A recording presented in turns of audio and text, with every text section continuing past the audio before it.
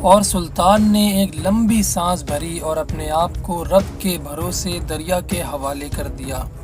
تو ان ظالم لہروں نے بھی سلطان کے ساتھ وفا کی اور سلطان کو صحیح سلامت دریا کے کنارے لگا دیا۔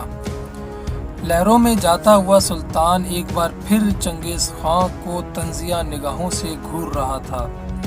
اور چنگیز خان اپنی پوری فوج کے ساتھ بے بس کھڑا تھا۔ دریائے سندھ پار کرنے کے بعد سلطان کا 3 سالہ ضلع بطنی کا دور شروع ہوا۔ اس دور میں وہ دہلی پہنچا اور سلطان التمش سے منگولوں کے خلاف مدد مانگی، لیکن سلطان التمش نے کچھ سیاسی وجوہات کی وجہ سے اس سے معذرت کر لی۔ جب سلطان التمش نے اس سے معذرت کر لی تو سلطان جلال الدین شیر خوارزم وہاں سے لاہور پہنچا اور پھر سندھ کی طرف آ گیا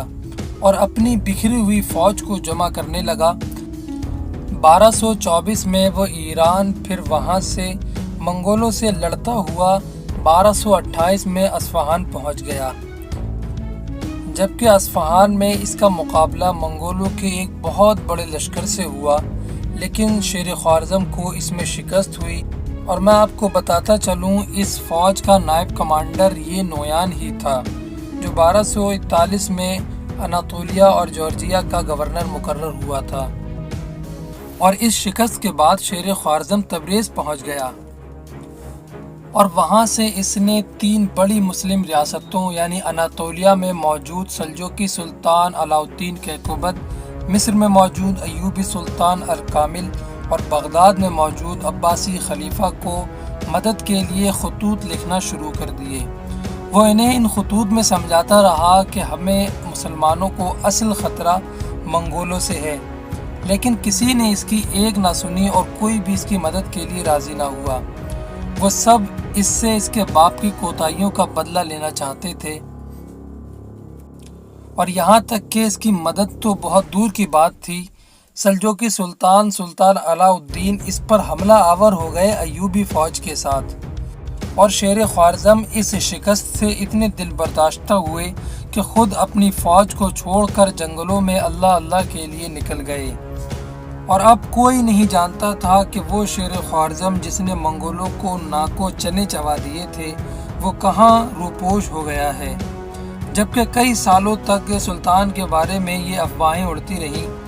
کوئی کہتا کہ سلطان کو فلاں درویش کے لباس میں فلاں جگہ دیکھا گیا ہے، کوئی کہتا کہ سلطان منگولوں سے ایک آخری فیصلہ کن جنگ کرنے کے لیے جانبازوں کی ایک بڑی فوج اکٹھی کر رہا ہے، اور کوئی کہتا کہ سلطان ایک نارمل سپاہی بن کر منگولوں کے خلاف کسی فوج میں داخل ہو گیا ہے۔ خواتین و حضرات، شیر خوارزم کا کیا ہوا آج تک یہ تواریخ کے اوراق میں گمنام ہے، لیکن منگولوں نے سلطان کو ڈھونڈنے کے لیے پوری دنیا میں چھان بین شروع کروا دی، اور سلطان کے نام پر بہت زیادہ انعامات رکھے گئے، اور دنیا بھر سے لوگ سلطان کو ڈھونڈنے کا ایک کام لے کر ساتھ چلنے لگے۔ خواتین و حضرات، یہ تو تھی شیر خوارزم سلطان جلال الدین کی کہانی۔ اگر آپ جاننا چاہتے ہیں کہ ترکوں کے آباء اجداد، ترکوں کا جد امجد یہ اوغوز خان کون تھا، تو آپ ویڈیو کے اینڈ اسکرین پر جو ویڈیو ہے اسے دیکھ سکتے ہیں۔ رائل ڈسکوری چینل کو سبسکرائب کریں، بیل آئیکن دبائیں، ویڈیو کو لائک کریں، اپنے دوستوں کے ساتھ شیئر کریں اور کمنٹ سیکشن میں اپنی رائے کا اظہار کریں۔